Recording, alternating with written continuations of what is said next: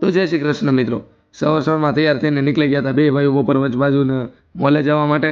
અને મોલમાંથી ઘણી બધી સામાન લેવાની હતી, લઈને પછી આવી ગયા હતા ગાડીને સર્વિસ કરાવવા માટે. ગાડી સર્વિસ કરાવીને બપોર પછી આવી ગયા હતા અમે બંને મિરાજભાઈ પાસે. અને મિરાજભાઈ ઉત્તરાયણના એક દિવસ આગળ પતંગ ચગાવતો હતો એના મિત્રો સાથે. એ પતંગ બધું ચગાવીને પછી આવી ગયા અમે બધા રિંગ રોડ અને મારી દીધું સ્ટોલનું આજનું સેટઅપ. અને સ્ટેટઅપ માર્યા બાદ આજ તો ભાઈએ બહુ મોટી માર્કેટિંગ સ્ટ્રેટેજી રાખી હતી. એ ડીશ મોકલાવું મારા વાલા.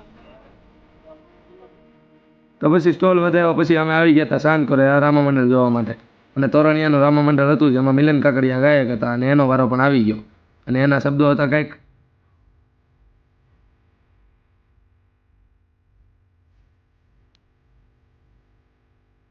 અને પછી વારો હતો ગગુડિયાનો. ગગુડિયા ઉપર ચડીને પુષ્પાની સ્ટાઇલ મારવા મળ્યો હતો.